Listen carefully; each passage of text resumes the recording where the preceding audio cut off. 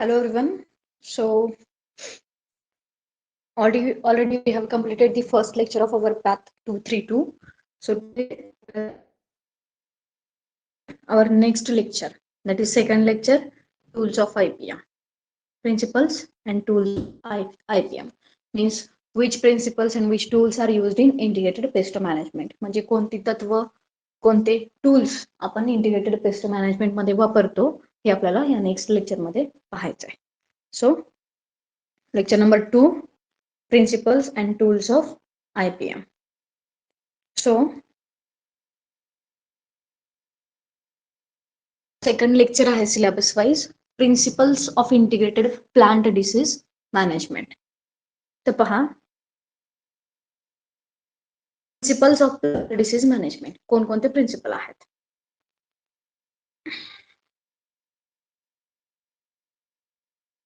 आहे avoidance.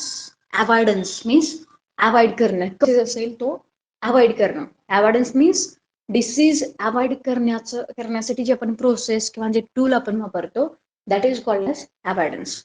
So avoiding at times when where inoculum is ineffective due to environmental conditions or rare absent. म्हणजे काय म्हणलंय बघा, avoiding disease avoid करायचं.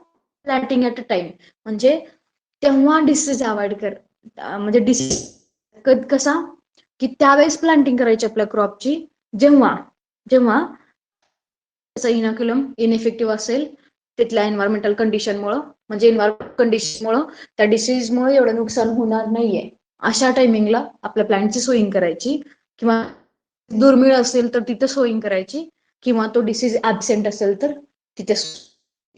In case जर तिथं डिसीजचा outbreak असेल, डिसीज मोठ्या प्रमाणामध्ये असेल तर तिथं प्लांटिंग करायची नाही. आपण सोईंग टाइम आपण चेंज करू शकतो. दिस इज कॉल्ड एज अवॉइडन्स. म्हणजे काय करायचं,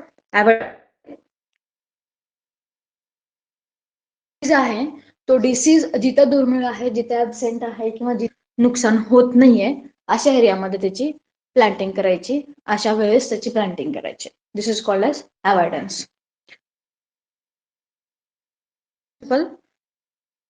एक्सक्लुजन ऑफ एक्सक्लुजन म्हणजे वगळणे ऑफ इनॉक्युलम. इनॉक्युलम चे इन्फेक्शन सुरू होणे, म्हणजे डिसीज स्टार्ट होणे.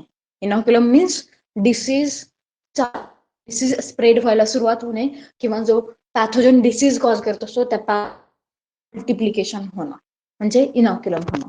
ठीक आहे. तर हे जे हे इनॉक्युलम आपण कसं वगळू शकतो, किंवा हे इनॉक्युलम होऊ नये म्हणून आपण काय करू शकतो. दिस इज ठीक आहे. बघा, preventing the inoculum from entering or area where it does not exist. काय म्हणतात ह्याच्यामध्ये आपण, प्रिव्हेंट एंटरिंग और एस्टॅब्लिशिंग इन द फील्ड और एरिया. जिथं डज नॉट एक्झिस्ट, जिथं तो पॅथोजन किंवा त्याचं इन्फेक्शन नाहीये, तिथं त्या पॅथोजनला किंवा त्या पॅथोजनचं इनॉक्युलम त्याचं इन्फेक्शन होऊ न देणं म्हणजे काय आहे, म्हणजे जिथं तो पॅथोजन नाहीये, जिथं तो डिसीज नाहीये, तिथं तो डिसीज न होऊ देणं म्हणजे एक्सक्लुजन ऑफ इनॉक्युलम. हा नेक्स्ट बघा, इरॅडिकेशन मीन्स काढून टाकणे, उपटून टाकणे. ठीक आहे का.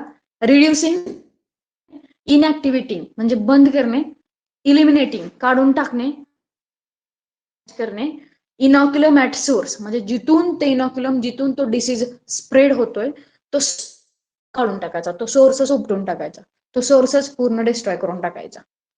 Either in which it is already established, म्हणजे जिथून तो डिसीज स्प्रेड होतोय, एखाद्या प्लांटला तो डिसीज झालाय आणि त्या प्लांटमुळे तो तसे टाकायचा, तो प्लांटच इरॅडिकेट करून टाकायचा.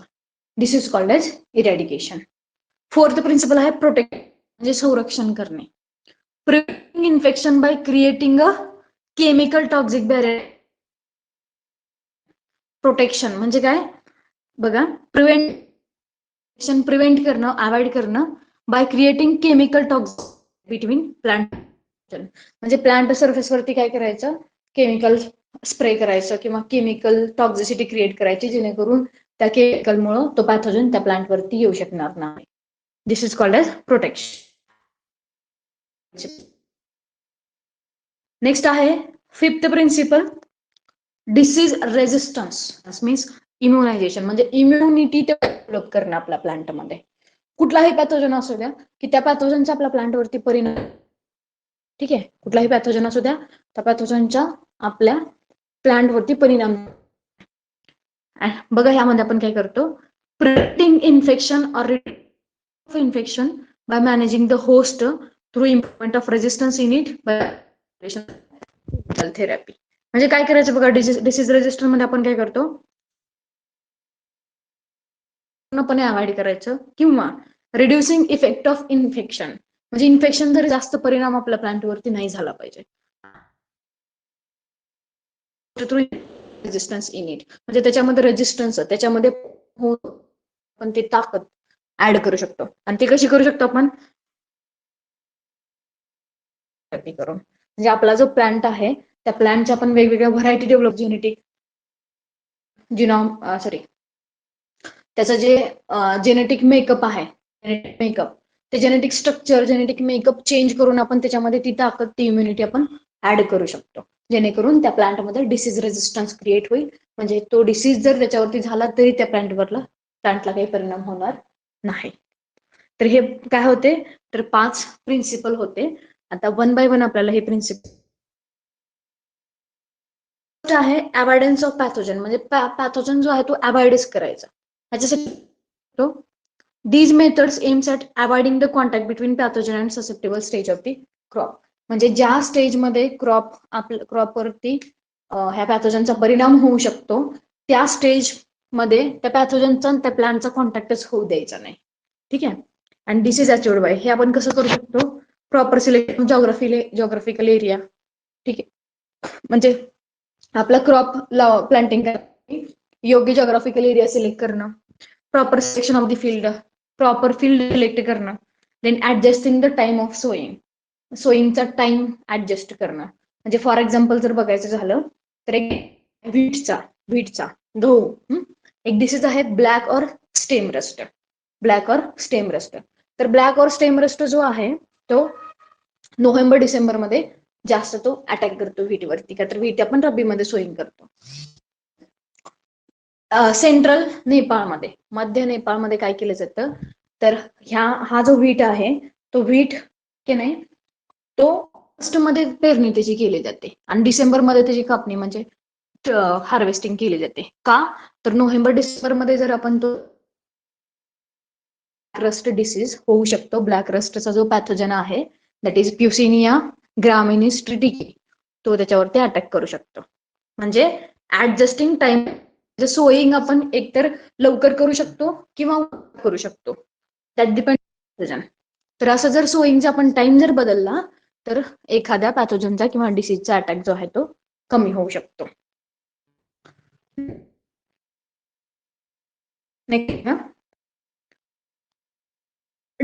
डिसीज एस्केपिंग व्हरायटीज, म्हणजे अशा व्हरायटीज डेव्हलप करायच्या की ज्यांच्यावरती काही परिणाम होणार नाही.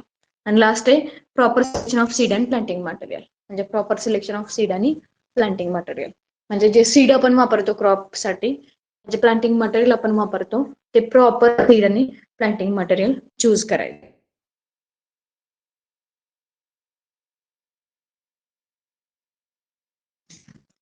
सो नेक्स्ट बघा,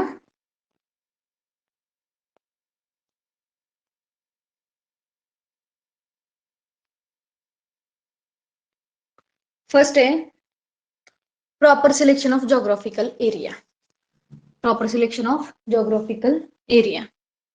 ह्याच्यामध्ये बघा, many fungal and bacterial diseases are more severe in wet areas than in dry areas. म्हणजे मोस्ट जे बॅक्टेरियल, फंगल आणि बॅक्टेरियल डिसीजेस आहेत ते जास्त कुठे होतात, ते डिसीजेस वेट एरियामध्ये, म्हणजे ओल्या प्रदेशांमध्ये, सुक्या प्रदेशापेक्षा ओल्या प्रदेशांमध्ये, म्हणजे जिथे जास्त मॉइश्चर असतं, जास्त पाणी असतं, जास्त म्हणजे भिजलेल्या हे असतं एरिया असतो, तिथे जास्त फंगल आणि बॅक्टेरियल डिसीजेस होतात. ठीक आहे, का तर वेट कंडिशन म्हणजे ओला प्रदेश जो आहे तो फंगल आणि बॅक्टेरियल ग्रोथ साठी जास्त And cultivation of bajra in wet area is not profitable due to diseases. For example, smut caused by Tolyposporium penicillariae and got disease that is Claviceps microcephala. तर बाजरा cultivation आहे ते आपण ओल्या प्रदेशांमध्ये weight एरियामध्ये करू शकत नाही आणि ते प्रॉफिटेबल नाहीये. आपण जर वेट एरियामध्ये जर बाजरा लावला तर काय होऊ शकतं की वेगवेगळ्या डिसिजेसमुळे आपला तोटा होऊ शकतो. ठीक आहे. Principle avoidance exclusion of inoculum eradication protection आणि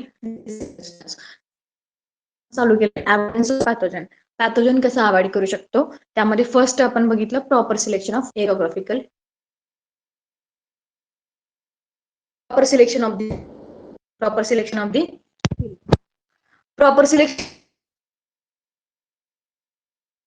many diseases.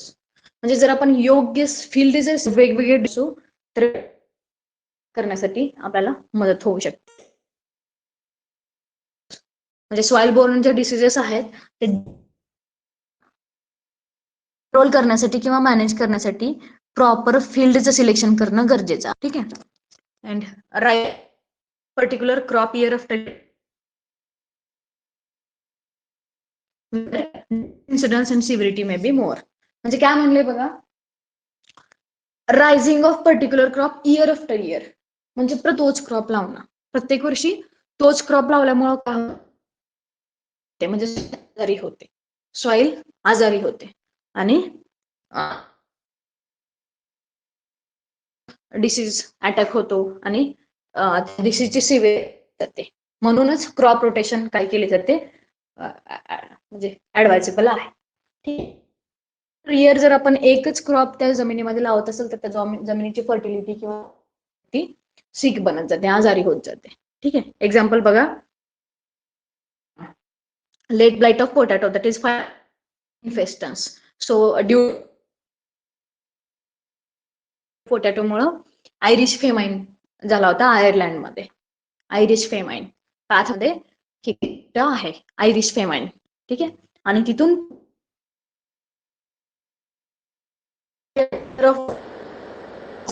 that is Sclerospora graminicola caused by Spora. ठीक है.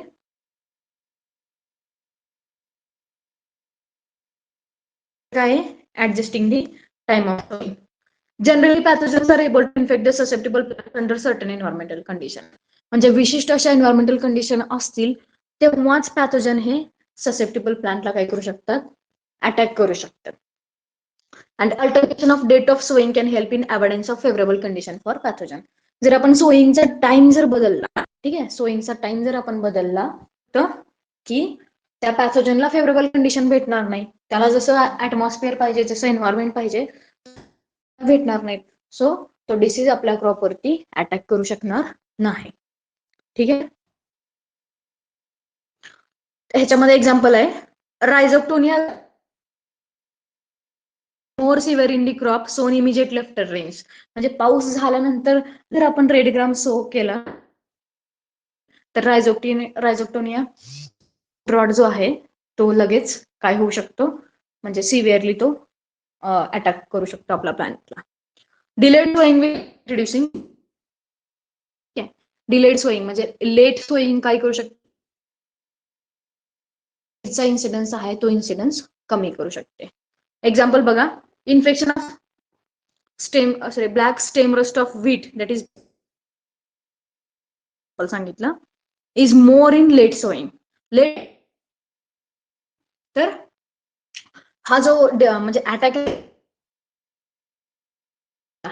म्हणून तर सेंट्रल नेपाळमध्ये त्याची जी सोईंग आहे ऑगस्ट मध्ये म्हणजे अगोदर केली जाते. And early sowing help in incidence. ठीक आहे. नेक्स्ट व्हरायटीज आपण ग्रो करू शकतो. Disease escaping varieties, certain variety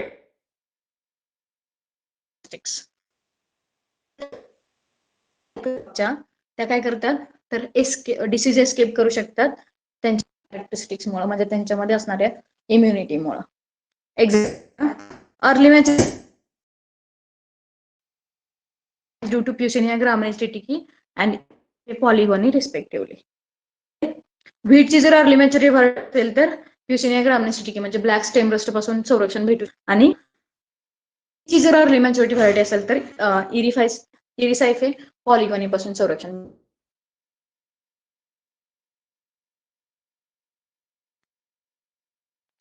proper selection of seed and planting material. Seed आणि मटेरियल म्हणजे जर आपण सीड आणि प्लांटिंग मटेरियल आहे तर प्रॉपरली सिलेक्ट केलं तर काय आपल्याला disease avoid. Selection of seed and seeding material from healthy sources will such as loose smut of wheat. म्हणजे जर आपण चांगल्या हेल्दी सोर्सेस पासून सीड जर आपण कलेक्ट किंवा प्लांटिंग मटेरियल जर आपण कलेक्ट केलं की ज्याच्यामुळं ज्या सीडमुळं डिसीज स्प्रेड हो अशा जर सीड आपण कलेक्ट केले सर्टिफाईड सीड आपण कलेक्ट केले तर आपल्याला जो क्रॉप आहे तो डिसीज रेजिस्टन्स. फॉर एक्झाम्पल बघा लूज स्मॉट ऑफ वीट जो आहे Ustilago nuda tritici bunch wilt of banana F species cubense and whip smut of sugar cane that is Ustilago. हे जे डिसीजेस आहेत हे डिसीज फ्री मटेरियल किंवा डिसीज फ्री सीड्स जर आपण वापरले असतील सोईंगसाठी. पोट virus free seed tubers. Potato seed certification followed for obtaining virus म्हणजे virus free seed tuber potato लावण्यासाठी जर आपल्याला पाहिजे असेल म्हणजे ट्यूबर पासून आपण पोटॅटो करतो ना तर ते जर व्हायरस फ्री पाहिजे असेल तर आपण किंवा पोटॅटो सीड सर्टिफिकेशन आपण फॉलो केलं पाहिजे. ठीक आहे. Seed wood certification planting material citrus budwood certification program आपल्याला कशामध्ये मदत करतो व्हायरस फ्री प्लांटिंग कलेक्ट करण्यामध्ये मदत करतो. नेक्स्ट बघा एकच मिनिट. फर्स्ट आपण बघितलं एव्हिडन्स ऑफ पॅथोजन. ठीक आहे. फर्स्ट आपण बघितलं एव्हिडन्स ऑफ पॅथोजन. आता आपल्याला काय बघतंय की एव्हिडन्स ऑफ पॅथोजन बघा प्लांट डिसीज मॅनेजमेंट मध्ये आपण 5 काय बघत होतो प्रिन्सिपल आपण बघितले. त्याच्यामध्ये आपण अजून 5 गोष्टी बघितल्या आणि सेकंड जो ते आपण नेक्स्ट लेक्चर मध्ये कंटिन्यू. थँक्यू.